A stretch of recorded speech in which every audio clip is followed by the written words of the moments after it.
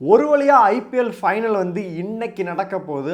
RCB back to back கோப்பையை வாங்க போகிறாங்களா, இல்லை சுமன் கில் தலைமையில் முதல் முறையாக கோப்பையை வாங்க போகிறாங்களா? ஃபஸ்ட் டைம் வந்து ஹர்திக் பாண்டியா வாங்கிட்டாரு.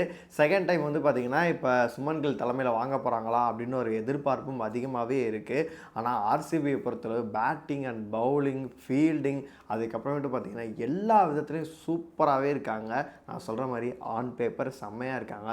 ஆனால் ஜிடியை பொறுத்தளவு அவங்க டாப் ஆர்டர் மட்டும்தான் வந்து பார்த்திங்கன்னா அவ்வளோ சூப்பராக இருக்குது. பவுலிங்கும் வந்து பார்த்திங்கன்னா கன் பவுலிங் வச்சுருக்காங்க அப்படின்னே சொல்லலாம்.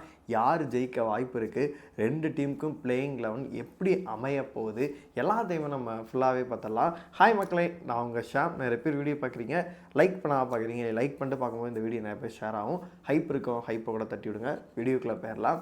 அதாவது போன சீசன் மாதிரியே வந்தால் சுட்டான் அடித்தா ரிப்பீட்டுங்கிற மாதிரி டைரக்ட் ஃபைனல் வந்து பார்த்திங்கன்னா ஆர்சிபி வந்து போயிட்டாங்க.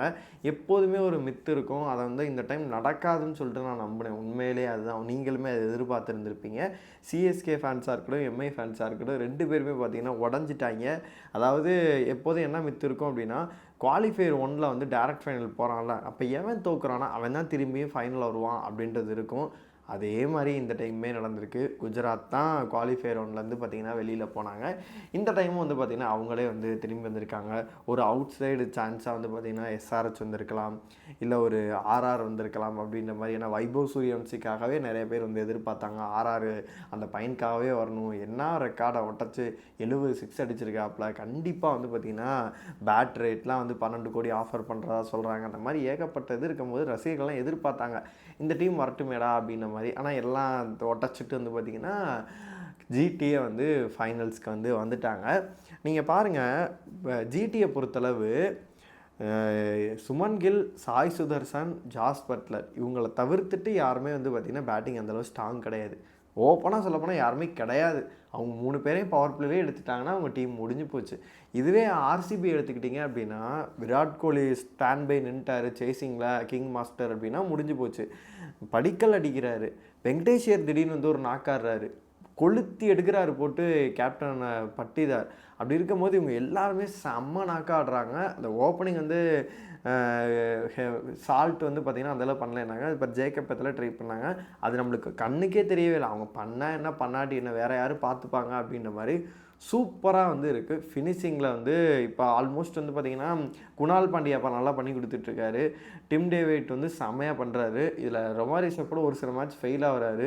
அவர் திடீர்னு வந்து பார்த்திங்கன்னா 150 இருக்கும், திடீர்னு 200 மேலே வந்து பார்த்திங்கன்னா டார்கெட் வந்து கொண்டு போயிடுறாரு. அந்த மாதிரி ஒரு பேட்டிங் பண்ண போகிறாரு. பேட்டிங் எவ்வளோ லைனப் வந்து எவ்வளோ சூப்பராக இருக்குது பாருங்கள். அதே மாதிரி வந்து பவுலிங் கம்பேர் பண்ணும்போது ரெண்டு சைடு வந்து பார்த்திங்கன்னா ஸ்ட்ராங்காகவே இருக்குது அப்படின்னே சொல்லலாம். இங்கே டஃபி இவ்வளோ சூப்பராக போடுறாரு அப்படின்னா, ஹெய்சல்வுட் நல்லா போடுறாரு அப்படின்னா, அங்கே ரபாடா நல்லா பண்ணுறாரு. ஒரு சில டைம் ரஷீத் கான் நல்லா பண்ணுறாரு. ஒரு சில டைம் வந்து பார்த்திங்கன்னா அவங்க ஹோல்டர் வந்து எல்லா டைமும் வந்து பார்த்திங்கன்னா அவரோட பவுன்ஸை போட்டு அவர் ஹைட்டுக்கு ஏற்ற மாதிரி விக்கெட்டுகளை எடுத்து கொடுத்துட்றாரு. அதனால் வந்து பேட்டிங்கை கம்பேர் பண்ணும்போது பவுலிங் ரெண்டு டீமுக்கே வந்து பார்த்திங்கன்னா ஸ்ட்ராங்காகவே இருக்குது அப்படின்னே சொல்லலாம். இப்போ ஆர்சிபியை பொறுத்தளவு என்ன பிளேயிங் 11 போவாங்க அப்படின்னா, சேம் பிளேயிங் 11 தான் போவாங்க. எந்த ஒரு மாற்றமே இருக்காது. அதே மாதிரி வந்து பார்த்திங்கன்னா சால்ட் இருப்பார், அதுக்கப்புறம் பார்த்திங்கன்னா விராட் கோலி, வெங்கடேஷ், படிக்கல், ஜித்தேஷ் சர்மா, அப்புறம் கேப்டன் வந்து ரஜத் பட்டிதார், குணால் பாண்டியா, இப்படின்ற பேட்டிங்கில் எனக்கு வந்து ஸ்ட்ராங்காக இருக்கும். டிம் டேவிட் அண்ட் ரொமாரி ஷெஃபர்டு தகுந்த மாதிரி வந்து பார்த்திங்கன்னா அவங்க எடுத்துகிட்டு வந்துடுவாங்க. அப்படியே பவுலிங் போனோம் அப்படின்னா புவி வந்து கொளுத்தி எடுக்கிறாப்புல. இந்த சீசன் இப்போ இவருக்கு போச்சு. ஆல்மோஸ்ட்டு ரபாடா வந்து கேப் ஆகினார், திரும்பி ஒரு வாங்கிடுவாருன்னு நினைக்கிறேன். ரெண்டு பேருக்கு வந்து பார்த்திங்கன்னா சரியான ஒரு போட்டி இருக்கும். ரஷீத் கான் இவங்க பேசாமல் அர்ஷத் கானே கொண்டு வரலாம். தேவையில்லாமல் எதுக்கு வந்து வேறு யாரையும் ட்ரை பண்ணி போகணுன்றக்கானே அவரே கொண்டு வரணும் அப்படின்ற மாதிரி தான் நம்ம முன்னாடியே சொல்லியிருந்தோம். அப்படி இல்லாமல் வந்து பார்த்திங்கன்னா மேட்ச்சை வந்து ஜெயிச்சிட்டாங்க. அதனால் வந்து அதே பிளேயிங் 11 தான் வந்து பார்த்திங்கன்னா போவாங்க. இவங்க ஜிடியை பொறுத்தளவு வந்து பார்த்திங்கன்னா நிசாந்த் சுந்துவா இருக்கட்டும், அவரை இன்னும் கொஞ்சம் எஃபெக்டிவாக பண்ணணும்.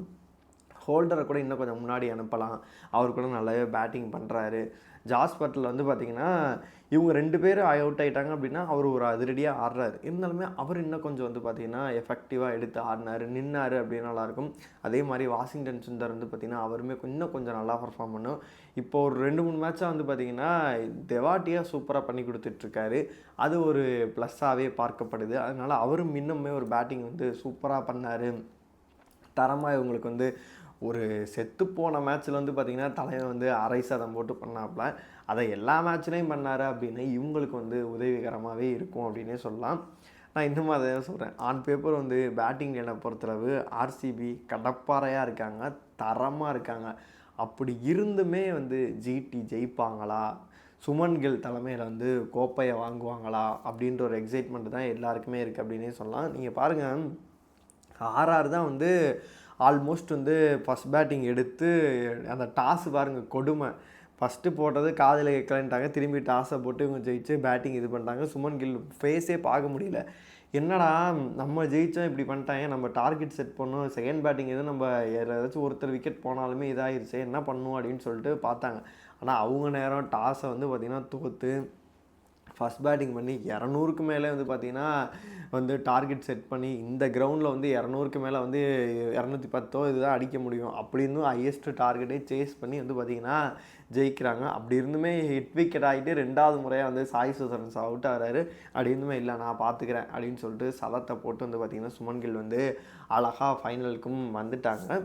அதனால் மேபி வந்து எது வேணாலும் நடக்கலாம். நான் வந்து ஹோப் வந்து கொடுக்கல, இவங்களும் ஜெயிப்பாங்க அவங்களுக்கும் ஜெயிப்பான்னு சொல்ல. ஏன்னா வந்து கமெண்ட்டில் வந்து நம்மளை அடிக்கிறாங்க கடிக்கிறாங்க.